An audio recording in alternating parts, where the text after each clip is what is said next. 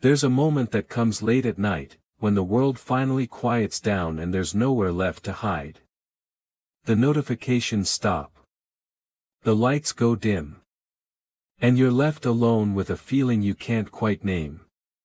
You finally have the life you worked so hard to build, or at least a version of it. And still, something feels missing. Not loudly. Not dramatically. Just enough to make you wonder when joy became something you remember instead of something you feel. If you've been asking yourself why nothing brings you joy anymore, this isn't a flaw in you. It's a message from the part of you that's been waiting to be seen. This message matters because so many people are living on emotional autopilot. They wake up, do what's required, meet expectations, and go to sleep hoping tomorrow will feel different. They don't feel sad enough to ask for help, but they don't feel alive enough to feel fulfilled. This is for the ones who are tired in ways rest doesn't touch. For the ones who are grateful, but still empty. For the ones who are doing everything they were told would lead to happiness, yet feel quietly disconnected from their own lives. If that sounds like you, this message is not here to judge you. It's here to tell you the truth. It didn't start with numbness. It started with pressure. Pressure to grow up. To be practical. To be strong. To not fall apart when life demanded more than you had. You adapted. You learned to hold it together. You learned to postpone your feelings because there were deadlines to meet, people to support, expectations to carry. At first, it felt temporary. You told yourself you'd feel again when things slowed down. When you were more secure. When life finally gave you space. But life rarely pauses. And without realizing it, you built a routine that left no room for your inner world. You stopped asking yourself what you wanted. You stopped listening when something felt wrong. You got very good at functioning. And somewhere along the way, joy became unnecessary for survival, so your system learned to live without it.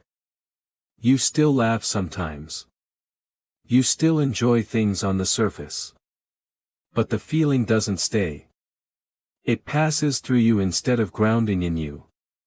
You watch others get excited and wonder what they have that you don't. You scroll through memories and remember when your chest used to feel lighter. And you don't talk about it, because nothing is wrong enough. You don't want to seem dramatic. You don't want to sound ungrateful. So you keep it to yourself. You convince yourself this is normal. That this is just how life feels after a while, but deep down, you know the difference between calm and numb. Between peace and absence. Joy doesn't disappear because you're doing life wrong. It disappears because your life no longer includes you. Joy is a byproduct of connection to meaning, to presence, to your own emotional truth. And survival mode disconnects us from all of that. When you live in constant responsibility, your nervous system prioritizes safety over sensation. It doesn't ask, what feels good? It asks, what keeps us going? Over time, that survival setting becomes your baseline.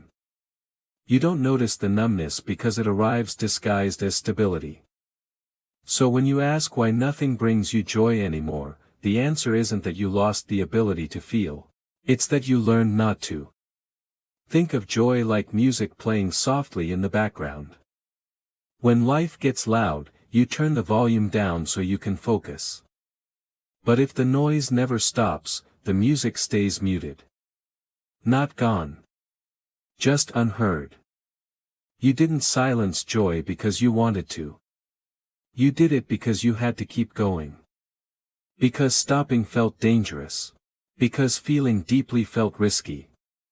Joy waits for safety. And safety comes from honesty. The turning point begins when you stop chasing joy and start listening to what your numbness is protecting you from. Because numbness is not the enemy. It's a shield. A signal that you've been overloaded for too long. Joy doesn't return through big changes. It comes back through small truths. Through saying no when you mean no. Through allowing yourself to feel sad without fixing it.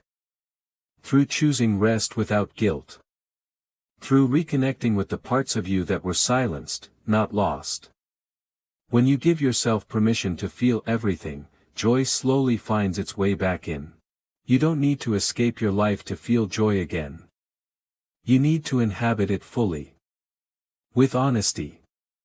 With boundaries. With compassion for the version of you that did what it had to do to survive. Joy is not gone. It's patient. It's quiet.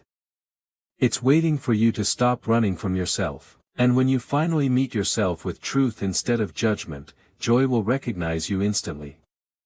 Because you were never empty. You were never broken.